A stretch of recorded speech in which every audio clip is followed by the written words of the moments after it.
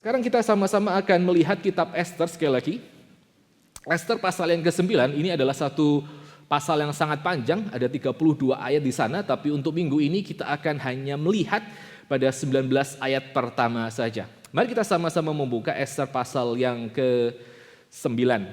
Dan tema kita pada hari Minggu ini adalah Deus Vult, satu istilah bahasa Latin yang berarti inilah kehendak Allah ya, God wills it, inilah yang jadi kehendak Tuhan.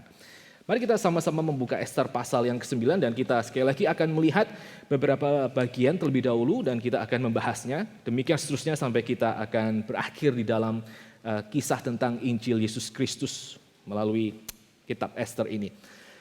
Mari kita sama-sama sekarang tunduk kepala, kita masuk di dalam doa, kita mohon anugerah Tuhan berbicara kepada kita. Bapa di dalam sorga, kami sekali lagi bersyukur pada kesempatan ini Tuhan kembali kumpulkan kami untuk kami menerima berkat anugerah Tuhan di dalam kehadiran Tuhan, di dalam firman Tuhan dan juga melalui orang-orang yang Tuhan sudah berikan di dalam gereja ini. Kami berdoa bila kiranya Tuhan mau membentuk kami seturut dengan apa yang kami pelajari di dalam kitab Ester dan Tuhan yang makin memberi kepada kami satu beban untuk menjadi terang bagi dunia kami. Khususnya ketika kami melihat kejahatan demikian marak dan perlu orang-orang Kristen yang betul-betul saleh dan betul-betul mau membaktikan diri untuk melayani Tuhan di dalam berbagai bidang kehidupan. Terima kasih sekali Tuhan, berkati hamba-Mu yang bicara, Tuhan yang layakkan dan Tuhan yang sucikan, dan Tuhan yang berkati semua yang akan Dia ucapkan untuk jemaat-Mu boleh menerima berkat dan boleh dibangun pada kesempatan minggu ini. Hanya di dalam nama Tuhan Yesus yang mengasihi kami berdoa dan kami bersyukur sedalam-dalamnya. Amin. Mari kita sama-sama sekarang akan memperhatikan Ester pasal 9 ayat 1 sampai 10 terlebih dahulu. Ya, ada 3 bagian di dalam Ester 9 sampai 19.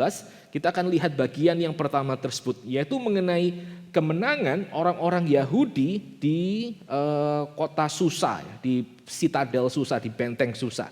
Mari kita perhatikan Ester pasal 9 ayat 1 sampai ke 10. Kalau sudah dapat saya akan bacakan 10 ayat ini untuk kita semuanya. Dalam bulan yang ke-12, yakni bulan Adar, pada hari yang ke-13 ketika titah serta undang-undang raja akan dilaksanakan, pada hari musuh-musuh orang Yahudi berharap mengalahkan orang Yahudi, terjadilah yang sebaliknya. Orang Yahudi mengalahkan pembenci-pembenci mereka. Maka berkumpullah orang Yahudi di dalam kota-kotanya di seluruh daerah Raja Ahasveros untuk membunuh orang-orang yang berikhtiar mencelakakan mereka, dan tiada seorang pun tahan menghadapi mereka karena ketakutan kepada orang Yahudi telah menimpa segala bangsa itu. Dan semua pembesar daerah dan wakil pemerintah dan bupati serta pejabat kerajaan menyokong orang Yahudi karena ketakutan kepada Mordekai telah menimpa mereka. Sebab Mordekai besar kekuasaannya di dalam istana raja. Dan tersiarlah berita tentang dia ke segenap daerah karena Mordekai itu bertambah-tambah besar kekuasaannya. Maka orang Yahudi mengalahkan semua musuhnya. Mereka memukulnya dengan pedang, membunuh dan membinasakannya. Mereka berbuat sekehendak hatinya terhadap pembenci-pembenci mereka.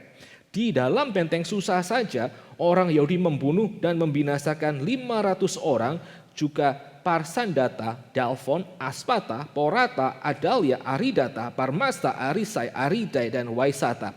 Ke-10 anak laki-laki Haman bin Hamedata, seteru orang Yahudi, dibunuh oleh mereka, tetapi kepada barang rampasan tidaklah mereka mengulurkan tangan.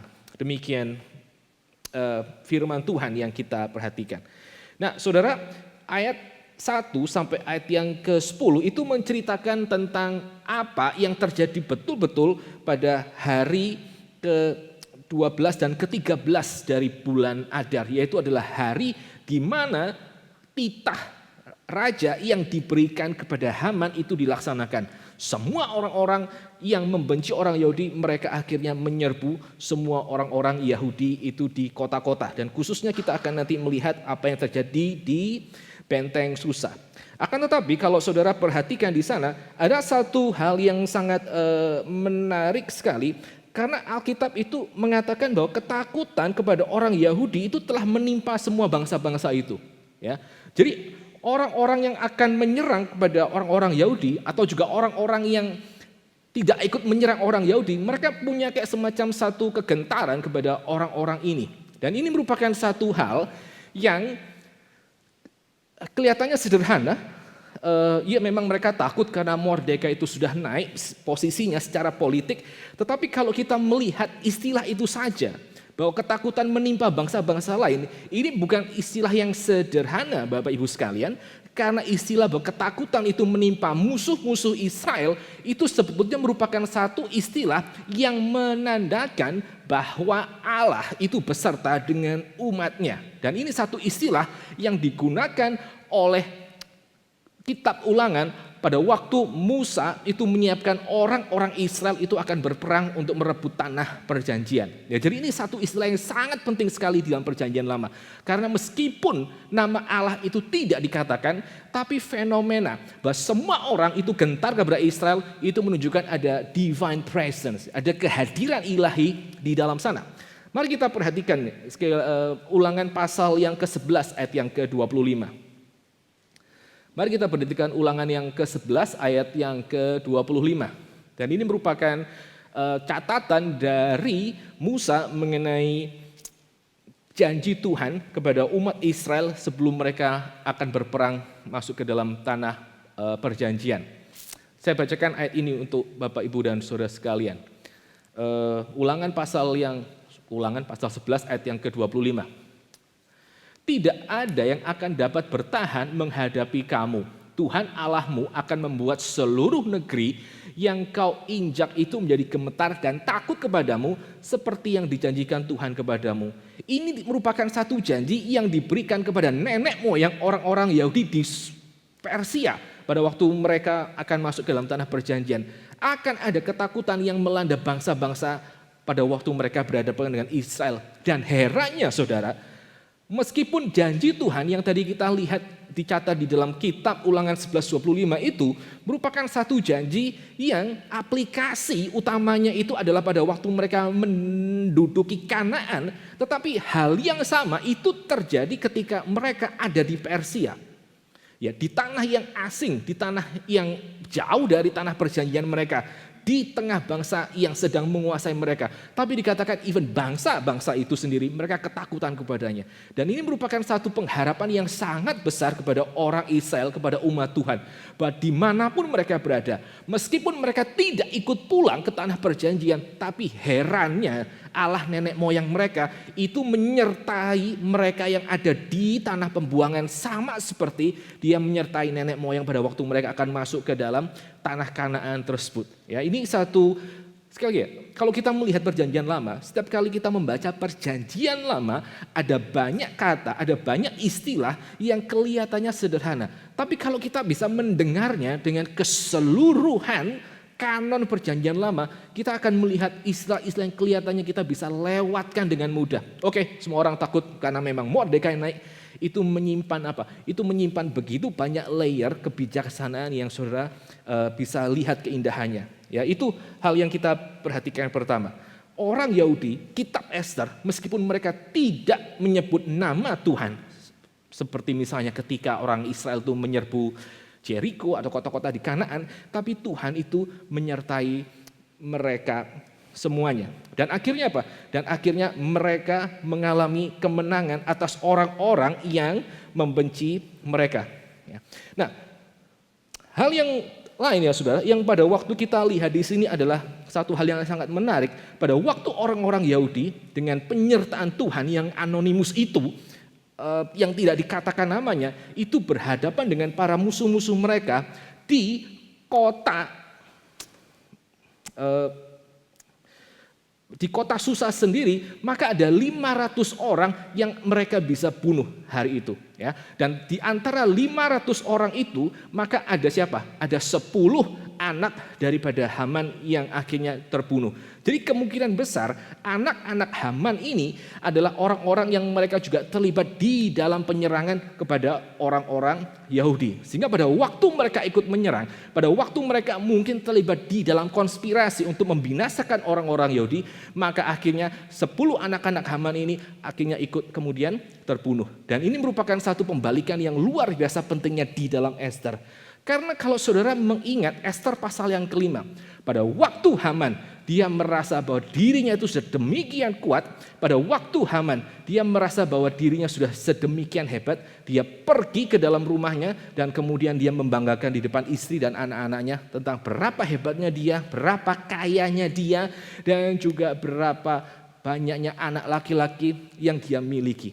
Jadi anak laki-laki Haman, ke-10 anak laki-laki Haman, ini merupakan trofinya Haman. Ini merupakan apa? Ini merupakan satu bagian dari rencana untuk membinasakan orang-orang Yahudi. Ini merupakan pride-nya Haman, atau pride daripada orang-orang yang memusuhi Israel. Sehingga pada waktu hari itu orang Yahudi berperang, mereka akhirnya berperang melawan semuanya, termasuk siapa? Termasuk ke-10 anak Haman. Nanti kita akan melihat di dalam bagian kedua, 10 anak Haman ini itu bukan hanya mati dibunuh, tapi mereka juga akhirnya ikut disulakan, ikut digantung. Disulakan itu apa, saudara? Ini satu istilah bahasa Indonesia yang kita jarang pakai, gitu kan ya. Disulakan itu bukan digantung, itu lain. Kalau digantung ya pakai tali terus dihang gitu. Tapi disulakan itu ya bahasa Indonesia itu disate. Jadi Haman itu pada waktu disulakan dia tuh disate betul-betul tiang yang tingginya sekitar, saya waktu itu berapa ya? I think sekitar 23 meter itu dipakai sebagai skewer untuk tusuk Haman dari bawah sampai ke atas, terus kemudian Haman digantung di atas sana. Itu yang Haman rencanakan untuk kerjakan kepada Mordekai. Tetapi di dalam kisah ini maka justru anak-anak Haman itu yang akhirnya tewas. Nah, ada satu orang ini ya saudara, ada satu orang komentator yang, bukan satu sih, beberapa komentator yang dia membahas kenapa 10 anak-anak Haman ini disebutkan namanya. Nah, yang menariknya gitu, ke-10 anak Haman ini, nama-nama yang terdaftar di sana itu bukan hanya sekedar nama-nama biasa, tetapi merupakan nama-nama yang merepresentasikan dewa-dewa dari Persia kuno, gitu ya. Jadi pada waktu nama-nama itu didaftar, ada ke-10 nama yang didaftar dan mereka semua akhirnya dimatikan, itu merupakan satu theological message bahwa apa? Bahwa dewa-dewa Persia ini mereka tidak berdaya menghadapi orang Israel gitu. Sama seperti pada waktu orang Israel akan keluar daripada Mesir dan Tuhan itu menjatuhkan 10 tulah, dan 10 tulah itu seperti kemudian mengenai 10 dewa-dewa besar atau 10 teritori dari para dewa-dewa Mesir. Maka hal yang sama itu heranya terjadi pada waktu orang Yahudi mengalahkan Persia, mengalahkan orang-orang yang memuji di sana. Dengan apa? Dengan 10 dewa-dewa tersebut itu juga ditundukkan di bawah kekuasaan orang Yahudi yang pada waktu mereka berperang itu dikatakan mereka berperang seakan-akan seperti Allah itu menyertai mereka untuk merebut yang namanya tanah perjanjian. Dan herannya saudara, kalau saudara melihat di dalam bagian ini ayat yang ke-10 ya, ayat yang ke-10. Di dalam ayat yang ke-10 itu ada satu catatan yang sangat penting, yaitu orang Yahudi pada waktu mereka berperang melawan bangsa-bangsa ini, mereka tidak merampas harta milik orang-orang yang mereka kalahkan. Padahal kalau saudara melihat apa yang dituliskan oleh Mordekai di dalam pasal yang ke-8, Mordekai mengatakan di dalam surat titah itu, silakan untuk membunuh, membinasakan semua orang-orang yang akan menyerang kamu, termasuk apa? Termasuk engkau merampas akan semua harta milik mereka, karena inilah yang akan mereka kerjakan kepadamu. Ya. Tetapi orang-orang Yahudi itu dikatakan bahwa mereka hanya membunuh semuanya, 500 orang itu, dan mereka tidak mengambil harta sedikit pun dari orang-orang yang akan membunuh mereka. Nah, ini merupakan satu hal yang sangat penting untuk kita perhatikan sebagai orang Kristen. Ya, kita mesti melihat sebetulnya karakter perangnya orang Yahudi di dalam Ester pasal 9 itu apa sih? Dikatakan di sana bahwa orang Yahudi itu memperlakukan orang-orang itu dengan semena-mena, dengan sekehendak hati mereka. Ya. Tetapi saudara, kita mesti mengerti seluruh konteks ini dengan tepat gitu. Kita mesti mengerti bahwa apa yang terjadi di dalam Ester pasal yang ke-9 itu bukan satu peperangan yang haus darah itu. Itu bukan satu peperangan yang bloodthirsty, bukan satu peperangan yang animal out of rage. Itu bukan seperti itu. Kalau saudara melihat peperangan yang ada di dalam Ester pasal yang ke-9, maka saudara mesti melihat paling tidak ada 3 karakteristik yang penting. Pertama-tama saudara, peperangan di dalam Ester pasal yang ke-9 itu merupakan satu peperangan yang bersifat defensif. Ya, mereka mempertahankan diri dari orang-orang yang akan menyerang mereka. Kalau orang-orang itu tidak menyerang mereka dan tidak membahayakan mereka, maka mereka juga tidak akan menyerang dan tidak akan membunuh orang-orang itu. Ya, pertama itu peperangan yang defensif. Yang kedua, peperangan di dalam Ester pasal yang ke-9 itu juga peperangan yang dikerjakan di dalam sistem daripada negara Persia. Nah, sekali lagi saudara mesti mengingat bahwa alasan kenapa orang Yahudi itu membunuh semua orang itu adalah karena raja melalui Mordekai sudah mengeluarkan satu edik kerajaan bahwa silakan berperang. Jadi apa yang mereka kerjakan di sini pada waktu mereka berperang dan membunuh 500 orang di Susa itu ada di dalam sistem legal dari kerajaan Persia. Mereka bukan menjadi kalau dulu di TVR, bukan TVRI lah, RCTI zaman saya kecil tuh ada satu film namanya Renegade gitu ya. Itu orang yang renegade kayak atau apa lagi ya. Kalau sudah growing up in Indonesia itu Dark Justice gitu, pernah nonton nggak itu? Terus apa lagi? Lone Ranger kayak yang kartun, Zorro gitu, Robin Hood. Orang Israel itu tidak melakukan sesuatu yang di luar sistem. Mereka mengerjakan semuanya di dalam sistem. Ya. Lalu kemudian yang ketiga, yang kita juga penting untuk perhatikan saudara. Ini bukan hanya sekedar defensive war, bukan hanya sekedar war yang dikerjakan di dalam sistem kerajaan Persia yang legal, tapi juga yang ketiga ini merupakan holy war. Ya, ini merupakan satu perang suci. Nah, kita mungkin nggak akan bahas perang suci terlalu panjang di sini, tapi ada beberapa hal yang kita perlu sedikit mengerti tentang perang suci itu, ya, holy war. Saudara, kalau saudara melihat perjanjian lama, maka saudara akan mendapati beberapa teks yang mengatakan bahwa ketika orang-orang Israel itu berperang, mereka harus menghabisi semua bangsa, mulai dari orang dewasa, laki-laki, juga wanita, anak-anak, bahkan juga binatang-binatang. Mereka harus hapus semuanya itu. Ada holy war di dalam perjanjian lama. Dan ini merupakan satu hal yang buat kita, orang-orang modern, satu hal yang sangat mengganggu hati nurani kita. Gitu ya, karena kita rasa, man, this is sadis banget. Gitu, ya. Nah, kita akan coba mengerti sedikit tentang konsep holy war ini. Nah, saya mau ajak kita untuk melihat satu bagian sekali lagi dari kitab Ulangan, Ulangan pasal yang ke-20 ayat 13 sampai 17. Ulangan pasal yang ke-20 ayat 13 sampai 17. Sekali lagi kitab Ulangan itu ditulis Musa untuk mempersiapkan generasi kedua Israel itu merebut tanah perjanjian. Ini yang dikatakan oleh Musa di dalam kitab Ulangan pasal 20, 13. Ya. Dan setelah Tuhan Allahmu menyerahkan ke dalam tanganmu, maka haruslah engkau membunuh seluruh penduduknya yang laki-laki dengan mata pedang. Hanya perempuan, anak-anak, hewan, dan segala yang ada di kota itu, yakni seluruh jarahan itu boleh kau rampas bagimu sendiri, dan jarahan yang dari musuhmu ini yang diberikan kepadamu oleh Tuhan Allahmu boleh kau pergunakan.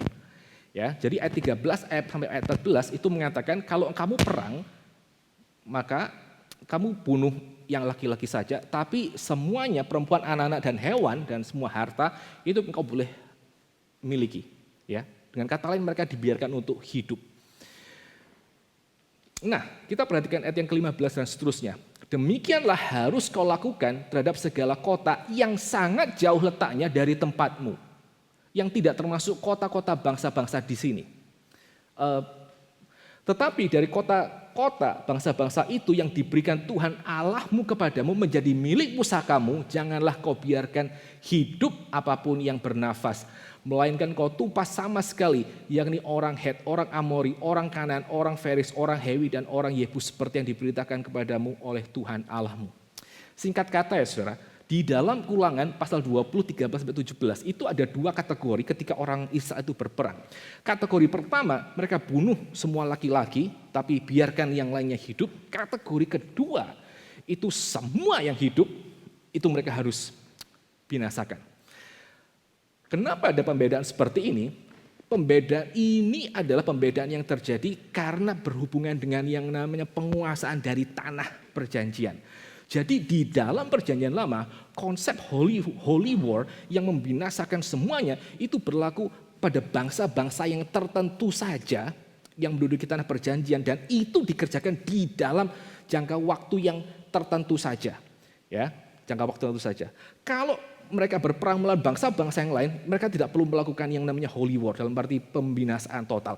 Mereka hanya kerjakan itu untuk khusus beberapa bangsa tertentu yang Tuhan itu tentukan untuk mereka akhirnya serang. Ya, itu pertama, konsep holy war. Ada pembatasan di sana.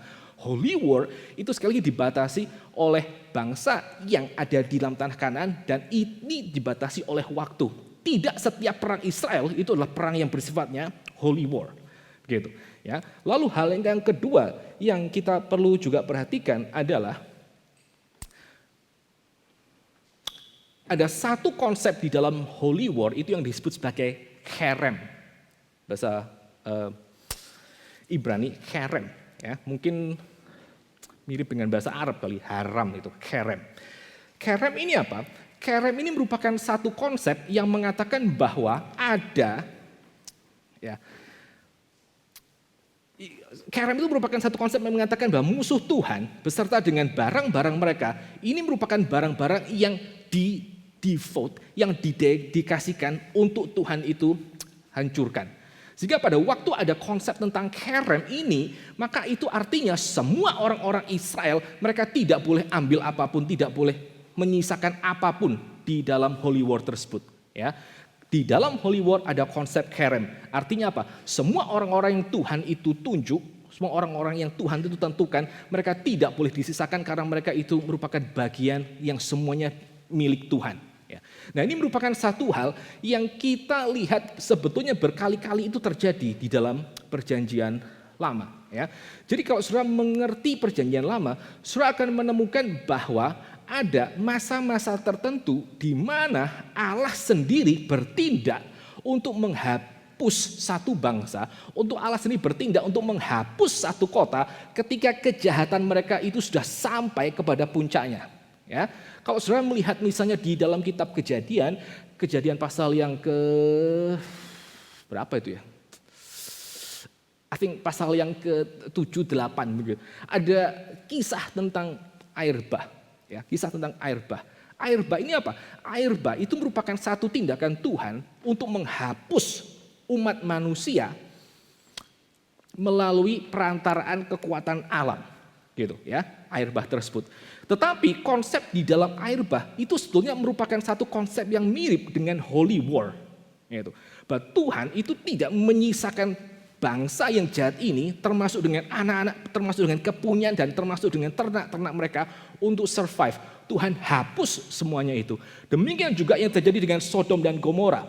Pada waktu Sodom dan Gomora sudah diberikan kesempatan dan kejahatan mereka itu akhirnya mencapai puncaknya secara maksimal, maka Tuhan menggunakan api dan belerang, bukan lagi flood, bukan lagi air bah untuk menghapus mereka. Mereka adalah itu merupakan kayak semacam satu bentuk holy war, dan itu merupakan satu aplikasi daripada cherem.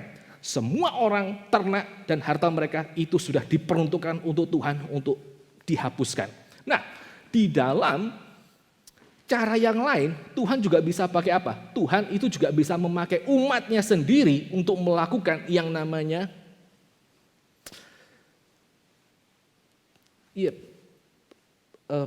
peperangan kepada musuh-musuh Tuhan. Dan itu yang kita lihat di mana?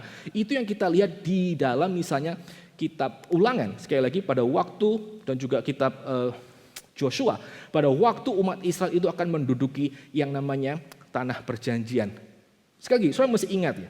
Waktu orang Israel akan memasuki tanah perjanjian, sebelum mereka memasuki tanah perjanjian, Tuhan itu pernah bicara kepada Abraham bahwa keturunanmu akan masuk dalam tanah perjanjian, tetapi tunggu dulu, sampai kapan? Sampai kejahatan bangsa-bangsa di dalam Kanaan itu sudah sampai kepada puncaknya, maka aku akan lepaskan Israel dan mereka akan kemudian melakukan holy war dan menguasai seluruh yang namanya tanah perjanjian. Jadi sekali lagi, waktu kita mau bicara tentang holy war, ini tidak bisa dilepaskan dari karakter Tuhan yang kudus, yang dia membenci dosa. Dan tidak bisa dilepaskan dari kedaulatan Allah sebagai yang memberikan hidup. Kalau Allah itu memberikan hidup, maka dia berhak untuk menarik hidup itu kembali.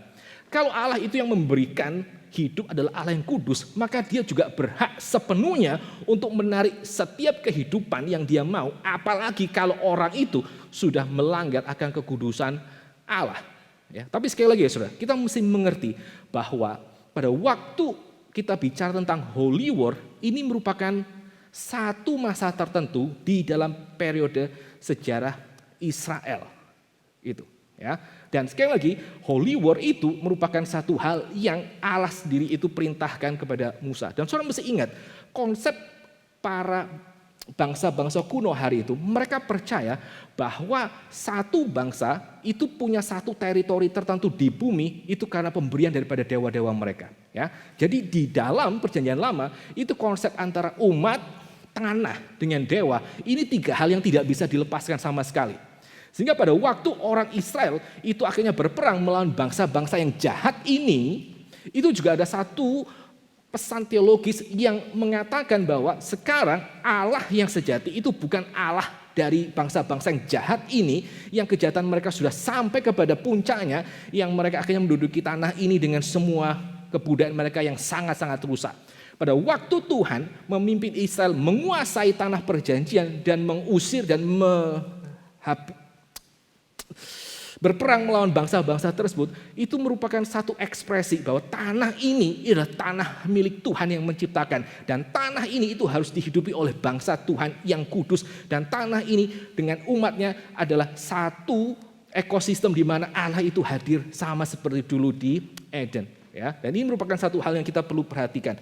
Nah, itulah kenapa herannya pada waktu orang-orang Yahudi di dalam Susa dan di dalam seluruh kerajaan Persia, mereka perang lawan bangsa-bangsa yang melawan mereka. Meskipun mereka diizinkan oleh surat daripada Haman untuk merebut harta benda orang-orang tersebut, herannya adalah mereka tidak melakukannya. Ya, mereka tidak melakukannya. Seakan-akan orang-orang Yahudi ini pada waktu mereka perang, itu mereka perang dengan apa? Itu mereka perang dengan satu konsep holy war. Gitu. Mereka perang dengan satu konsep herem. Mereka berperang bukan untuk mendapatkan keuntungan ekonomi, tapi mereka berperang karena apa?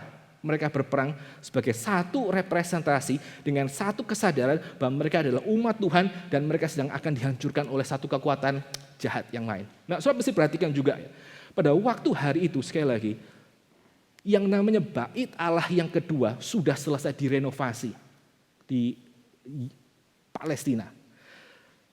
Dan Palestina itu termasuk kekuasaan dari Raja Persia. Jadi saudara perhatikan, kalau misalnya rencana Haman itu berhasil, yang mati itu bukan hanya orang-orang yang ada di dalam Susa saja, tetapi juga seluruh orang Yahudi yang ada di Persia yang mereka baru menyelesaikan pembangunan bait Allah yang kedua, itu juga akan mati. Gitu. Nah, itulah kenapa orang-orang Yahudi pada waktu mereka mendengarkan titah itu, sekarang semuanya silakan habisi semua orang Yahudi. Orang-orang itu akhirnya mereka berperang dengan satu kesadaran bahwa ini merupakan satu peperangan yang menentukan akan hari depan dari umat Tuhan, sehingga mereka tidak menyentuh sama sekali itu barang-barang tersebut. Mereka memperlakukan diri mereka sebagai umat Tuhan yang menduduki tanah perjanjian. Mereka memperlakukan diri mereka sebagai satu umat Tuhan yang terlibat di dalam holy war. Sekalipun mereka diizinkan, mereka tidak sentuh itu sama sekali. Ya, itu yang kita perlu lihat di dalam konteks seperti ini. Nah, beberapa refleksi ya saudara, beberapa refleksi yang kita bisa perhatikan sebagai orang-orang Kristen untuk poin pertama. Paling tidak ada 2 refleksi yang sangat penting. Yang pertama-tama saudara, orang-orang Yahudi itu akhirnya mereka bisa menang perang di lapangan gitu. Mereka bisa menang perang kota dan perang di pedesaan melawan musuh-musuh mereka. Karena apa? Karena sebelumnya Mordekai dan Esther itu sudah diangkat menjadi orang yang sangat tinggi sekali di dalam posisi dalam pemerintahan. Jadi seperti seakan-akan kemenangan orang-orang Yahudi yang ada di lapangan itu merupakan satu hal yang berbagian di dalam kemenangan politik Esther dan Mordekai di istana raja. Itu mereka berpartisipasi di dalam kemenangan politik dari Mordekai dan Esther di hadapan Raja Ahasveros. Sama seperti orang-orang Israel, mereka bisa mengalahkan orang-orang Filistin karena Daud terlebih dahulu sudah penggal kepala Goliat dan mereka berbagian di dalam kemenangan Daud. Demikian juga yang terjadi dengan Esther pasal yang ke-9. Semua orang-orang Yahudi itu bisa menang karena apa? Karena representasi mereka, karena orang yang mewakili mereka di istana itu juga sudah dalam tanda petik menang secara politik atas Haman. Ya, ini merupakan satu kemenangan yang sifatnya partisipatoris di dalam kemenangan daripada let's say kepala mereka. Dan kita sebagai orang Kristen, bukankah kita harusnya juga menghidupi kehidupan yang penuh dengan kemenangan? Karena apa? Karena Yesus Kristus yang mewakili kita, dia juga sudah menang atas dosa, iblis dan juga maut di hadapan Tuhan. Ya, ini merupakan satu tema yang sangat penting sekali. Kemenangan orang-orang Yahudi itu mereka mengambil bagian di dalam kemenangan yang sebelumnya dialami oleh Mordekai dan juga Esther. Lalu hal yang kedua yang kita perlu perhatikan, saudara, di dalam Esther pasal yang ke-9 kita kemudian diperlihatkan dengan jelas bahwa yang namanya evil, yang namanya kejahatan, ini bukan merupakan satu hal yang sifatnya itu personal saja, bukan satu hal yang sifatnya itu pribadi saja. Kadang-kadang atau bahkan seringkali yang namanya kejahatan itu terjadi di dalam sistem ekonomi dan di dalam sistem politik dan di dalam sistem bernegara. Ada yang namanya kejahatan. Nah, saudara bisa melihat contoh-contoh seperti misalnya siapa? Seperti misalnya kayak terorisme. Gitu. Itu kejahatan yang sifatnya bukan personal tapi sudah terorganisasi. Itu organized evil. Atau kalau saudara melihat yang namanya sosialis nasionalisme gitu, Nazi yang ingin mendirikan kerajaan 1000 tahun. Itu bukan merupakan satu kejahatan yang sifatnya personal. Oh iya, saya pribadi memang punya prejudis kepada ras Yahudi. Bukan itu saja, tapi itu sudah diwujudkan di dalam bentuk kekuatan politik dan kekuatan militer. Atau apa lagi? Ya, atau ya, I don't know, maybe LGBT atau apapun gitu. Itu bukan hanya sekedar preference pribadi, tapi sudah diwujudkan di dalam satu gerakan politik tertentu. Nah, kita mesti menyadari pada waktu kejahatan, evil itu sudah mengambil satu hal yang sangat konkret seperti ini, satu sistem yang seperti ini, maka orang Kristen itu juga dipanggil untuk kita menghadapinya di dalam sistem tertentu. Saudara sekalian, ya, kita juga dipanggil untuk apa? Kita juga dipanggil untuk memberikan diri kita untuk boleh melayani Tuhan melalui apa? Melalui sistem. Makanya adalah sangat penting pada waktu kita semua kita berdoa untuk banyak hal yang dihadapi oleh umat Tuhan. Kita juga mesti mendoakan supaya apa? Supaya banyak orang-orang Kristen juga yang mereka dipanggil dan mereka menerjunkan diri di dalam politik misalnya untuk mengambil kebijakan. Karena pada waktu kejahatan itu sudah merupakan satu sistem. Saudara tidak bisa menghadapinya tanpa saudara masuk ke dalam sistem itu dan kemudian saudara terlibat untuk memperbaiki seluruh sistem itu. Ada tuh orang-orang yang harus memberi diri dan mengambil resiko tersebut. Ya, kalau di dalam tradisi reform itu biasa dikutip John Calvin ya. Dia mengatakan bahwa salah satu panggilan yang paling mulia adalah panggilan menjadi pejabat publik. Karena itu perang dengan sistem yang korup, dengan sistem yang jahat. Nah, seringkali peperangan ini tidak bisa bersifat ideal.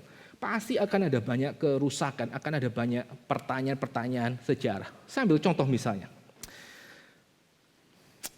Pada waktu ini ya saudara, waktu Islam itu akhirnya makin merajalela, makin berkembang.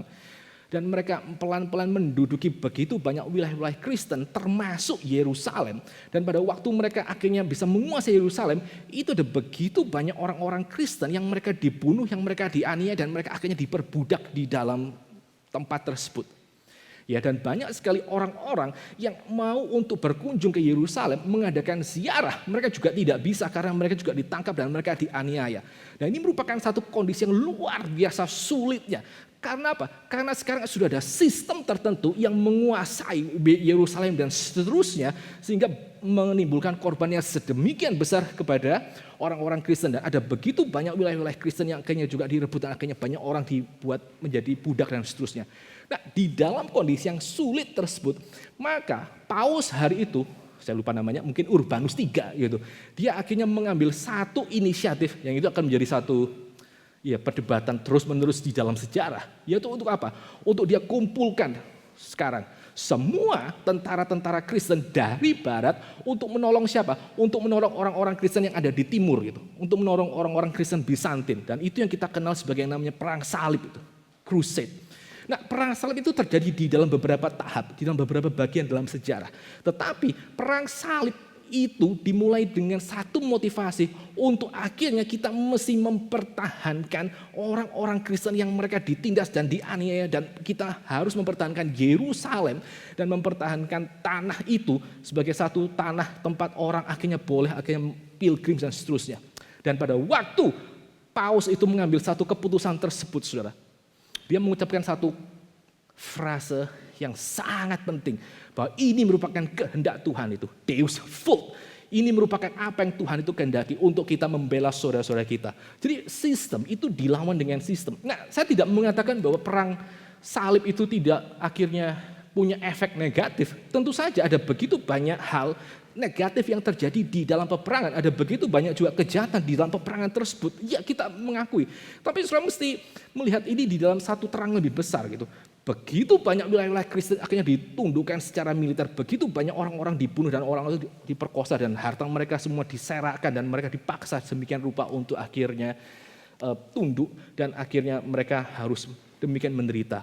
Dan sekali lagi, kekuasaan daripada timur itu semakin lama semakin terdesak oleh kekuatan Islam, dan akhirnya Paus kirim pasukan untuk apa? Untuk mempertahankan hak supaya orang Kristen itu boleh tetap hidup.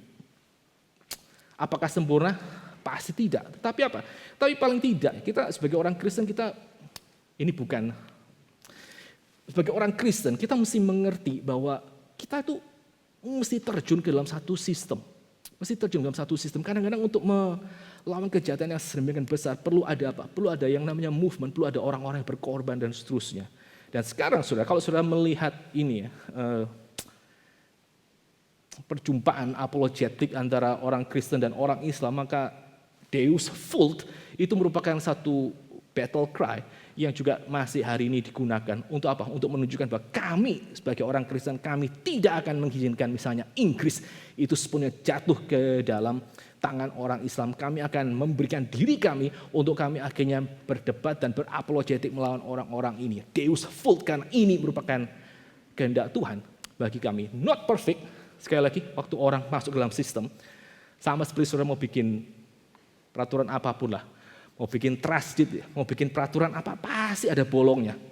We are living in this world. Gitu. Semua yang kita pikirkan pasti akan ada bolongnya, semua yang kita usahakan akan ada kekurangannya.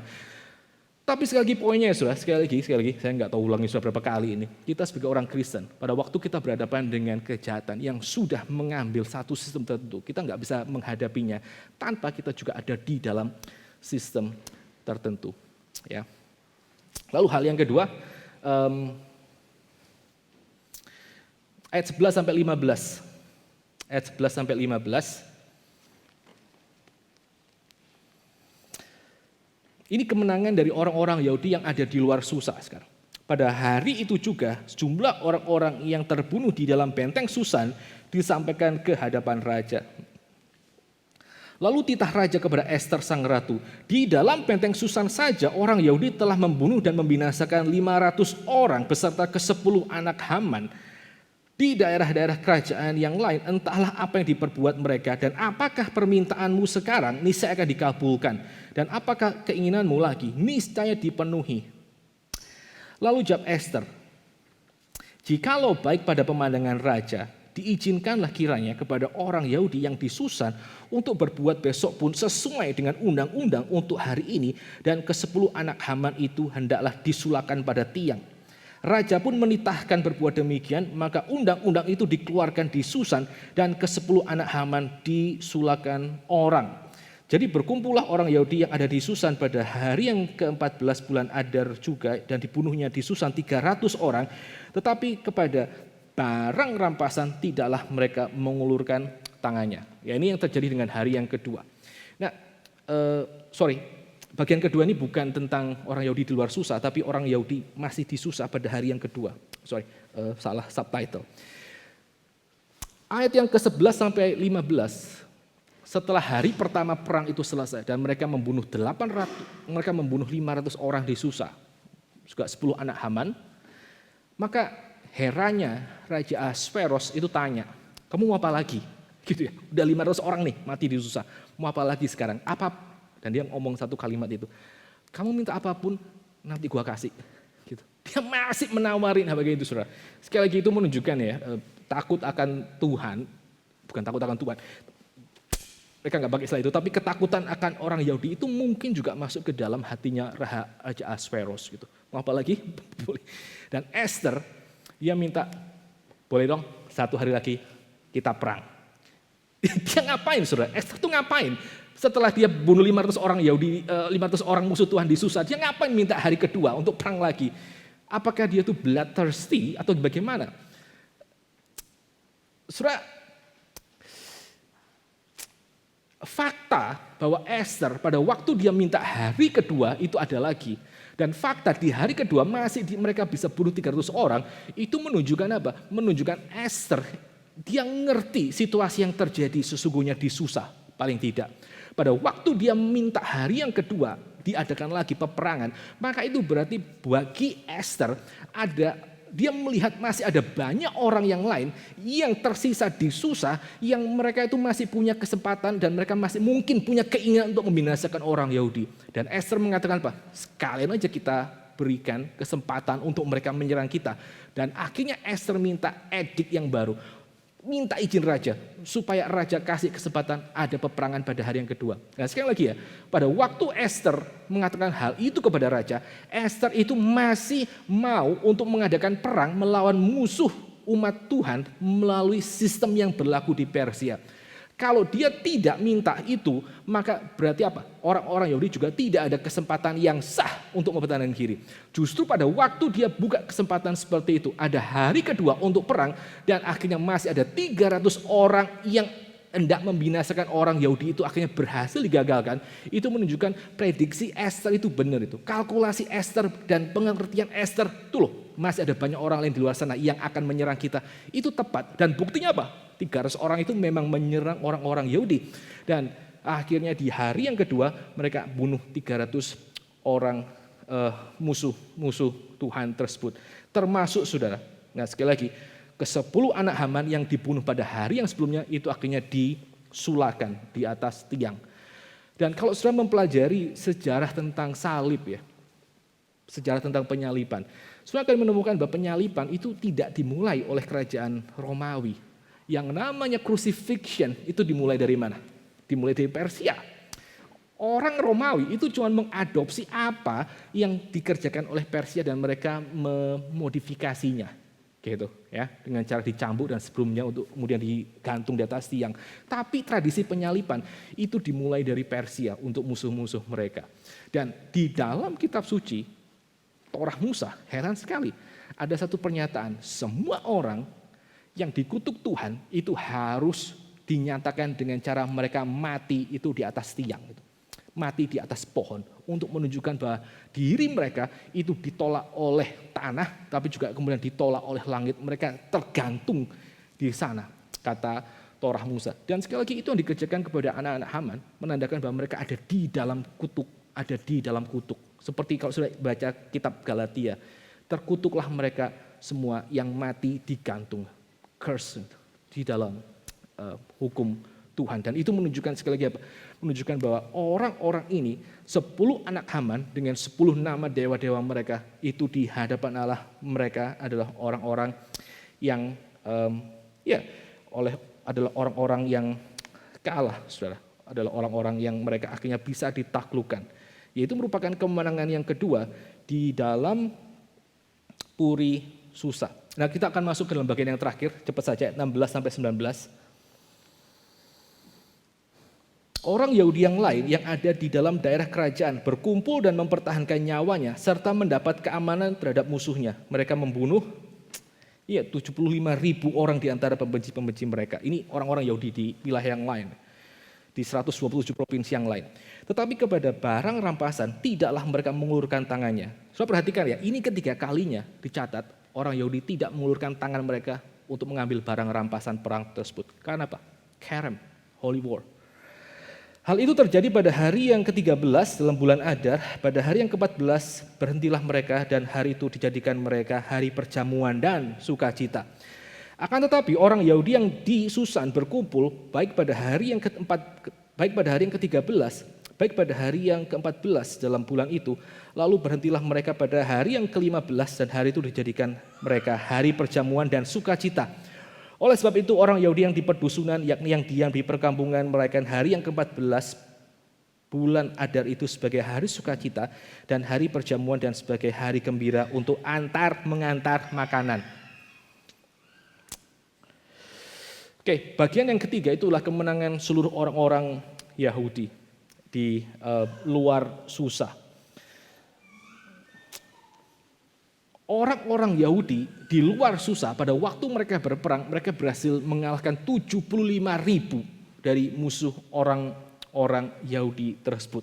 Dan sekali lagi, sama seperti dengan orang-orang Yahudi di Susa, mereka tidak menjarah harta benda milik musuh mereka karena ini merupakan satu hal yang mereka tahu. Ini adalah mereka memperlukan diri mereka di dalam yang namanya Holy War. Dan itu diizinkan di dalam edik daripada kerajaan Persia.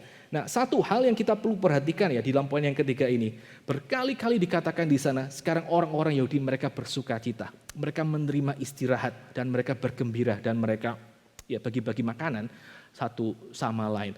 Mereka memperingati kemenangan dari peperangan mereka di dalam 2 hari, tanggal 14 dan tanggal 15. Tanggal 14 bulan Adar, bulan yang ke-12.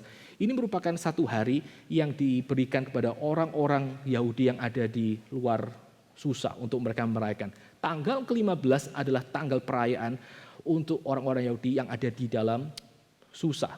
Jadi ada 2 hari perayaan untuk orang-orang Yahudi di mana mereka bisa bersuka cita dan mereka boleh bergembira karena musuh mereka itu sudah dikalahkan. Nah, saudara perhatikan di sini. Pada waktu kita melihat pasal pertama kitab Ester, saudara akan ketemu 2 pesta. Ya, Raja Ahasveros bikin 2 pesta. Satu pesta untuk semua orang Yahudi, satu pesta untuk semua penduduk Persia di 127 provinsi, dan pesta yang kedua adalah khusus untuk mereka yang ada di Susa. Pesta yang penuh, ya pesta pora benar-benar. Lalu menjelang akhir kitab Ester, kita punya another 2 pesta di 2 hari yang berbeda. Dan ini merupakan satu ekspresi tentang pesta yang sejati, tentang celebration yang sejati yang dialami oleh umat Tuhan. Gitu.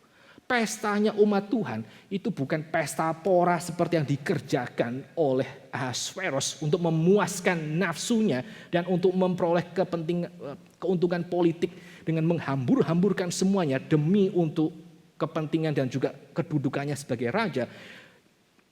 Tetapi pesta dari umat Tuhan itu pesta apa? Adalah satu pesta, adalah satu istirahat ketika mereka menyadari bahwa mereka itu sudah boleh mendapatkan istirahat dari orang-orang yang akan membinasakan mereka.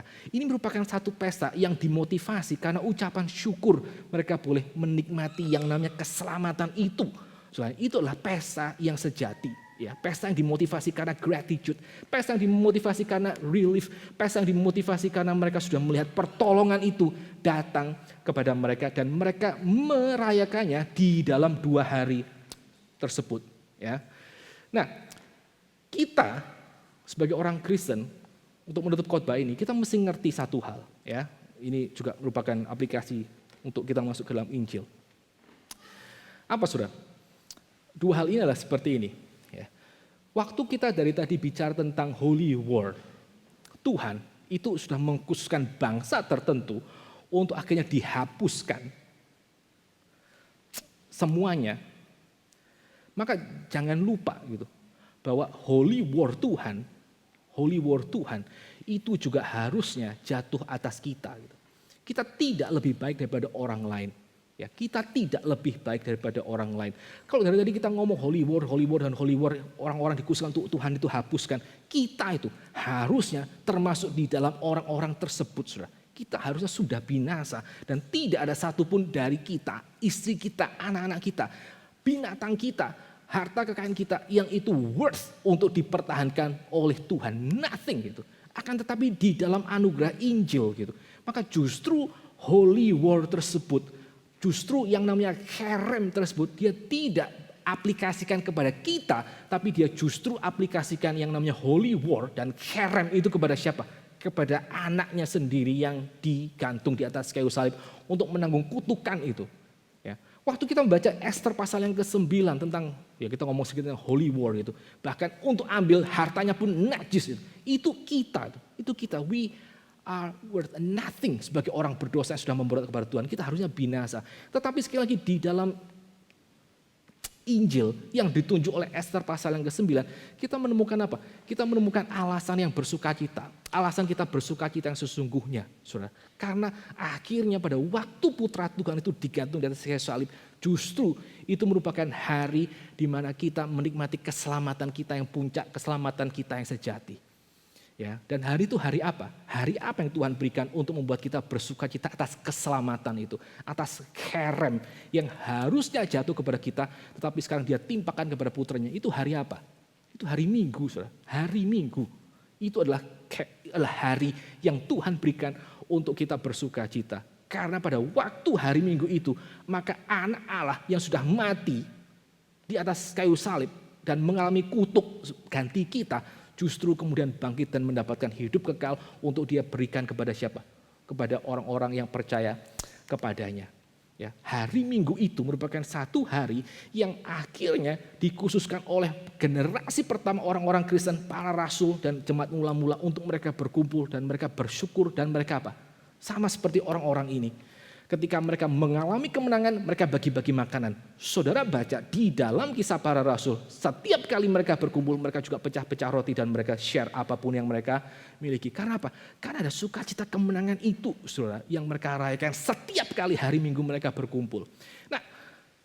Nah, kita ngomongin orang Puritan ya di hari Jumat.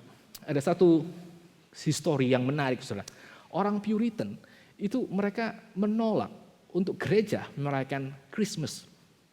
Dan kalau nggak salah, nah saya mesti cek ya, satu hari lagi cuman ya I have to check, saya nggak ngomong hari apa.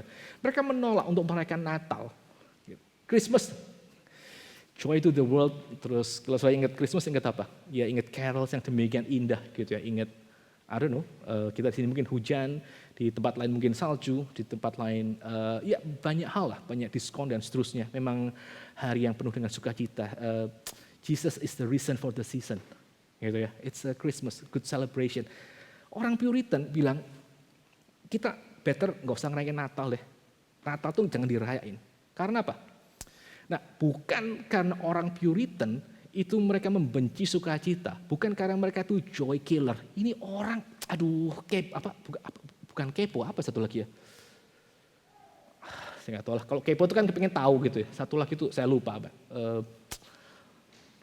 ya, saya lupa lah bahasa alainya apa itu buat orang-orang yang ribet, yang ngurusin banget urusan orang lain gitu. Ya, bukan karena orang Puritan itu mereka membenci sukacita, tetapi mereka melarang orang itu merayakan Christmas karena satu hal ini. Karena mereka tidak mau pada waktu ada satu hari dalam satu tahun itu diangkat sedemikian tinggi sebagai the day of celebration. Itu akhirnya membuat orang-orang Kristen seperti saudara dan saya itu akhirnya melihat ya hari Minggu ini hari biasa lah, hari rutin gitu ya, sama seperti hari Rabu misalnya kita fitness atau hari Jumat kita balet atau hari-hari yang lain kita atau apalah latihan judo dan segala macam. Ya, orang Puritan itu khawatir waktu kita angkat satu hari sedemikian tinggi dalam sepanjang tahun, maka kita akan melihat hari Minggu ini just meh, gitu ya, ini just rutin. No, yang mereka mau coba raih pada waktu mereka melarang perayaan Christmas itu apa? Supaya orang Kristen itu akhirnya sadar bahwa perayaan yang sesungguhnya itu sudah diberikan di dalam hari Minggu itu. Cuma di dalam hari Minggu itu kita betul-betul berkumpul sama seperti yang dikerjakan oleh orang-orang Kristen sebelum kita. Di dalam hari kemenangan Tuhan bersukacita dan membagi-bagikan apa yang mereka miliki. Itu apa? Itu keinginan orang Puritan. Jadi kalau kita sebagai orang Kristen setelah misalnya selesai Christmas. Selesai Christmas itu kapan ya? Setelah selesai Boxing Day gitu ya. Tanggal 26 Desember lewat. Terus kadang-kadang kita ada perasaan waktu kita masih kecil dulu mungkin kita ngomong ya. Kita mungkin juga dengar dari anak-anak sekolah minggu. Aduh, I wish Christmas itu ada lebih sering. Gitu ya. Karena itu joyful. Ya. Kenapa Christmas cuma setahun sekali? Ya. Orang Puritan akan ngomong, ya itulah kenapa kita kasih kamu ada 52 Christmas Day sepanjang tahun. Dan itu jatuh pada every single Sunday. Ketika orang berkumpul, bersukacita dan merayakan keselamatan yang mereka terima. Jelas mereka terima. Karena ada orang yang digantung di atas kayu salib. Bukan anak Haman. Tetapi anak Allah yang mati buat kita. Dan itu merupakan satu sukacita yang harusnya ada di dalam hati kita pada waktu kita menjadi orang Kristen. Tidak perlu berapa sedih mungkin situasi kita saat ini. Tapi jelas ada sukacita yang Tuhan itu berikan di dalam kehidupan kita pada waktu kita menatap kepada Yesus Kristus dan pada waktu kita merayakan keselamatan kita every single Sunday seperti hari ini. Ya, biarlah ini boleh menjadi berkat bagi kita sekalian. Mari kita sama-sama tunduk kepala, kita masuk dalam doa. Bapa di dalam surga, kami bersyukur untuk kasih setia Tuhan atas hidup kami, Tuhan. Kami adalah orang-orang yang juga tidak lebih baik dari orang lain ya Tuhan. Kami adalah orang-orang yang juga harusnya binasa. Bahkan apa yang kami miliki, yang kami pandang berharga, kami sadar Tuhan, tanpa anugerah Tuhan semuanya adalah najis di hadapan Tuhan. Tapi kami bersyukur kalau kami hari ini boleh diingatkan melalui kitab Esther yang menunjuk kepada Injil Kristus bahwa hidup kami yang harusnya ditandai sebagai musuh Tuhan dan diperangi di dalam holy war tersebut, kami justru diselamatkan. Dan ajar kami Tuhan, kalau kami boleh selamat dari peperangan yang dahsyat tersebut karena Tuhan sudah menanggung peperangan tersebut di atas kayu salib melalui putra Tuhan. Ajar kami untuk kami seumur hidup penuh sukacita dan penuh hormat kepada Tuhan. Dan ajar kami untuk menghargai setiap kebaktian hari Minggu yang Tuhan berikan untuk menopang dan menyangga sukacita kami yang sejati. Terima kasih lagi Bapa, berkatilah hamba-Mu, berkatilah juga kami sekalian. Tolong kami bertumbuh dalam sukacita keselamatan kami. Hanya di dalam nama Tuhan Yesus kami berdoa dan kami mengucap syukur. Amin.